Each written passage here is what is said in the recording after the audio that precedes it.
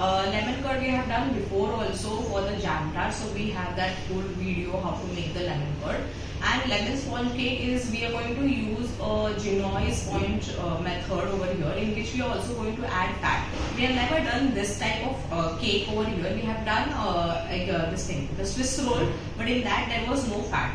So let's look at the ingredients. Ingredients used for the lemon sponge are refined flour, grain sugar, hydrogenated fat, eggs, baking powder, lemon essence, 1 lemon.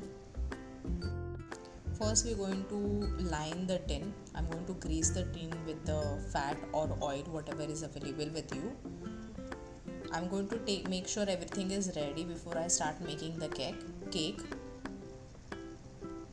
Line it with the butter paper. I have exactly cut the size of the tin, the sides and the base. Whatever is excess, I'm just going to tear off like this, and I'm going to put this base on top of it. Now I'm going to start with the sponge. So first I have taken sugar and 3 eggs I'm going to break, and I'm going to start beating this I am just keeping it ready because I'm going to use hot water underneath and I don't want the water to cool down. So just mix it a little bit with the help of the 2 beaters. Just make sure they're entangled between each other. Now take this tin on which the vessel can fit properly. I've put my hot water here and this vessel fits on it, so it doesn't move too much. That's the reason I have used a vessel like this, so that it doesn't move too much. It has a proper grip also. I have also made sure that there is a duster underneath, because this duster is very important. It will not it will be helpful that it doesn't move, the vessel doesn't move, and the duster also has to be slightly damp. Now what I am looking over here is, see, can you see, every time I'm checking, I'm picking it up and I am checking. This is going to take around 10 to 15 minutes. Okay, I am checking for a ribbon consistency over here. Now what exactly does ribbon consistency means? See, that when you pick it up, the mixture, see, it shouldn't get dissolved inside it, which means it should stay for some time. Okay, so keep on beating it. See, keep on beating it properly like this. See, now here you see the color also has changed. It has become more frothy. It has become more thick in comparison to what it was before. Okay, so don't a double boiler, this keeps on happening. You keep on beating it properly, okay, in a circular motion, so that you are incorporating air inside it. Now this ribbon, we have got the ribbon consistency, so I'm removing my beaters, and I'm going to put the other ingredients which I need in this. First scrape out with the spatula everything which is there on the sides, and I'm going to squeeze out the lemon. Now one thing is, I'm only putting lemon juice over here, that is 1 number. If you want to put lemon rind, it gives a nice flavor. You can also remove the rind of the lemon juice before you put it. I haven't done that, but you can do it if you want to. Then lemon essence, okay, around half teaspoon.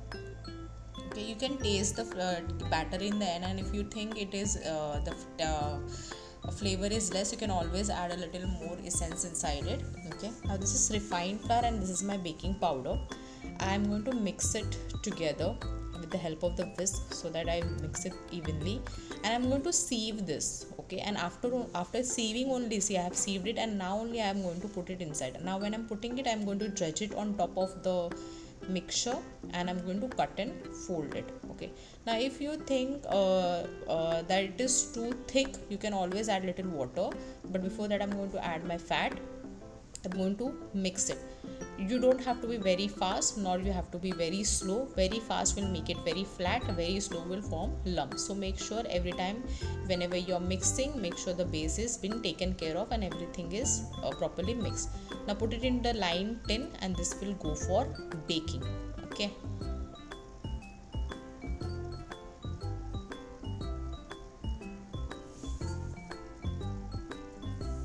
evenly distributed. It will bake at 180 degrees Celsius for half an hour. Best way of understanding whether the mixture is baked or not is that you just pierce it with a knife or a this thing toothpick, and you will, if it comes out clean, which means it is done. Now I am going to, this I had cooled down the mix, the cake, and now I am going to layer it with the lemon curd. First I removed the GP paper which I had lined, and I'm going to cut it into 2 slices. If you want, you can cut it into 3 also. Okay, now I'm going to soak this with the sugar syrup.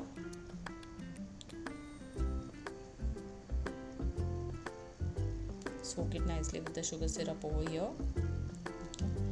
Now I'm going to show, normally on the opposite side when you put it on top of it, we normally soak it sugar syrup with that, but here because I'm going to put icing sugar, I'm soaking the other side here, as you can see here.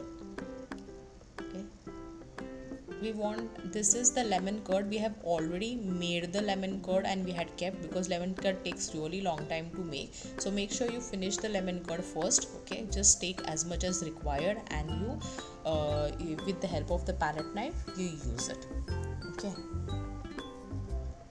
the process for the how to make the lemon curd is very easy. The video for that also is available, so please have a look at that also.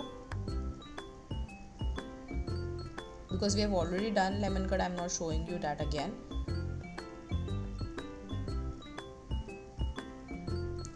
Make sure everywhere it is, evenly distributed properly, and then just take the sponge and put it on top of this. Now normally you soak the sugar syrup here, but we are not doing it here because we are going to dredge the icing sugar, and the icing sugar, it is like a garnish. So if I soak it here, it will have this the look of the cake will go. That's the reason. And now this is the final product.